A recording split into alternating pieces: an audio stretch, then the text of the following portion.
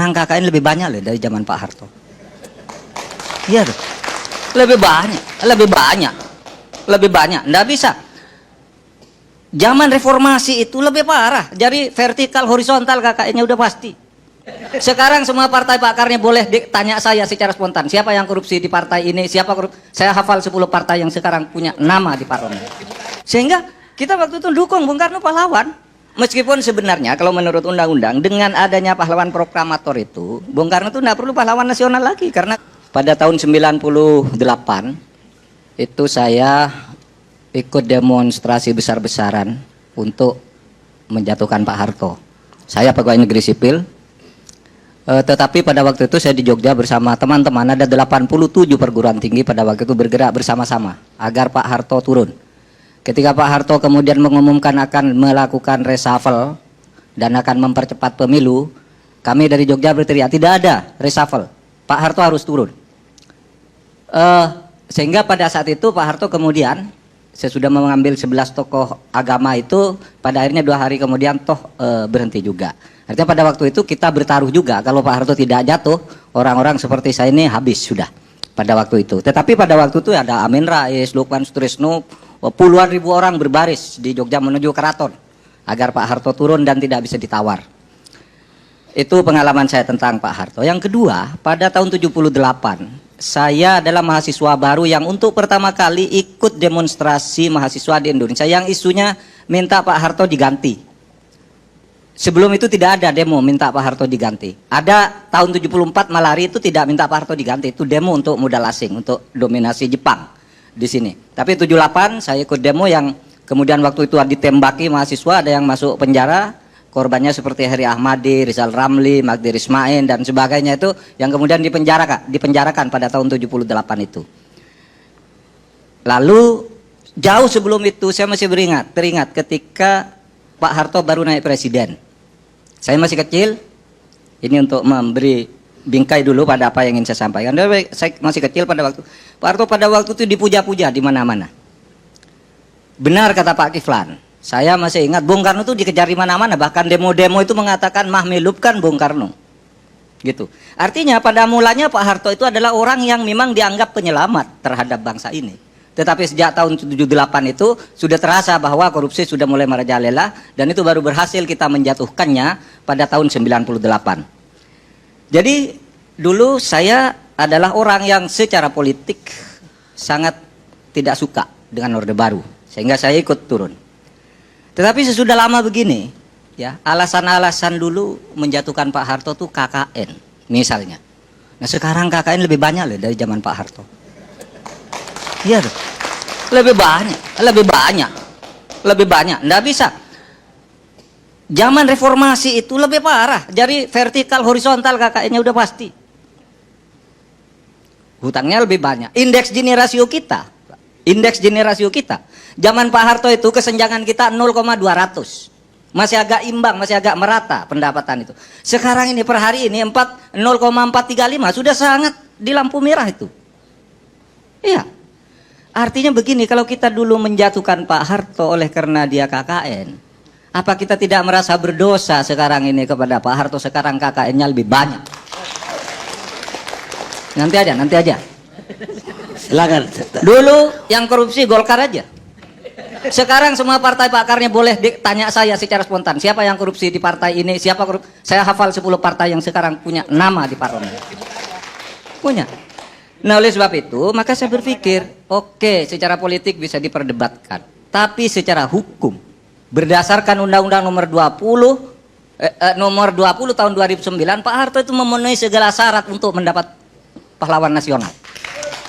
Ada 13 syarat di situ untuk menjadi pahlawan nasional. Memenuhi syarat Pak Harto. Kalau mau bicara kesalahan presiden, semua presiden punya salah. Mungkin banyak yang tidak tahu. Ketika Bung Karno mengeluarkan dekret, membubarkan DPR, membubarkan konstituante, Bung Hatta itu nulis buku Demokrasi Kita. Di situ Bung Hatta pun mengatakan Bung Karno itu kudeta.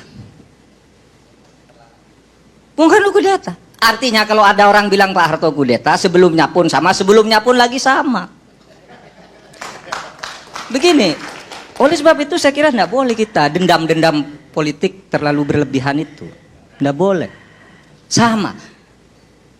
Saya bandingkan ketika isu yang sama menimpa Gus Dur. Gus Dur diusulkan presiden. Tidak setuju. Bahkan ada pejabat mengatakan tidak bisa. Gus Dur itu membubarkan DPR, membubarkan parpol.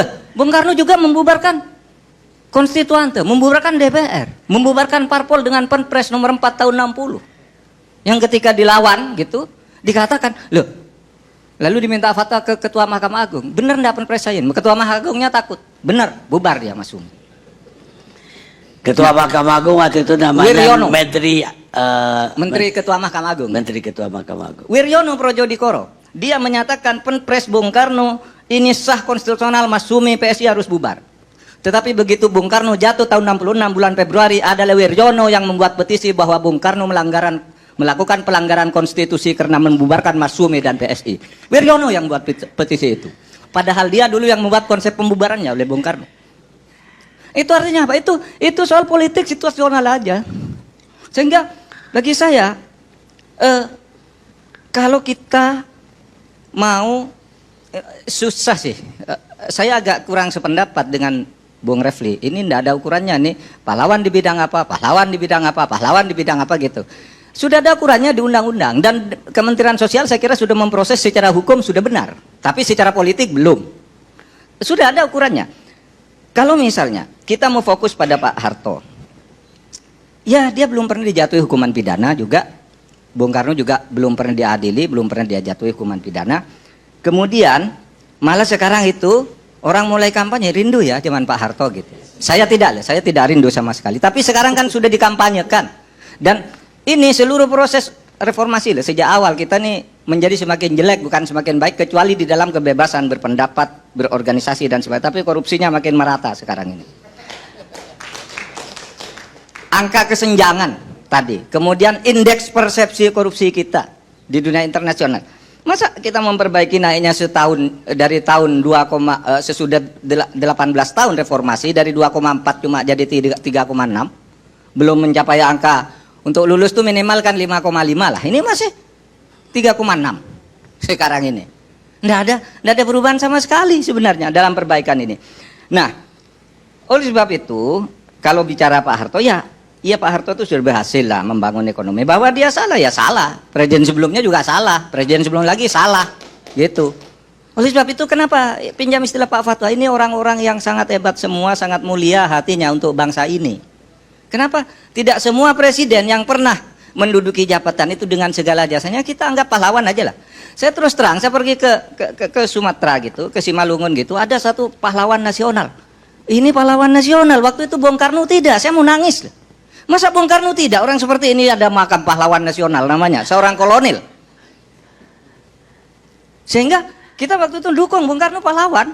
Meskipun sebenarnya kalau menurut undang-undang dengan adanya pahlawan proklamator itu, Bung Karno itu tidak perlu pahlawan nasional lagi, karena sudah di dalam undang-undang itu disebutkan yang dimaksud pahlawan nasional sudah mencakup pahlawan proklamator, pahlawan ampera, pahlawan macam-macam lah, udah masuk semua. Bung Karno dapat 2 nih, dapat 2 loh pahlawan Bung Karno kalau menurut undang-undang gitu.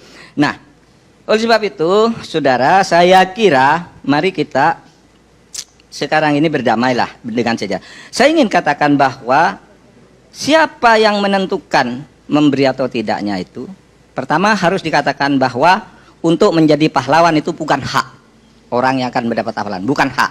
Kalau hak itu bisa dituntut sampai habis. Pahlawan itu adalah hak presiden untuk memberi.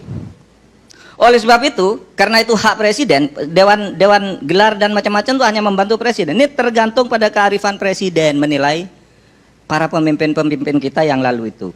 Kalau bicara Pak Harto jeleknya ya banyak sekali, baiknya juga banyak sekali. Misalnya, karena saya katakan dulu kan didukung pada awal Orde Baru, tapi lama-lama korupsi. Kalau menurut Pak Sumitro itu kan sejak tahun 78 Pak Harto mulai korupsi kan pada waktu itu. Sejak itu pula mahasiswa mulai, maksud saya pemerintahannya korupsi, penuh KKN gitu.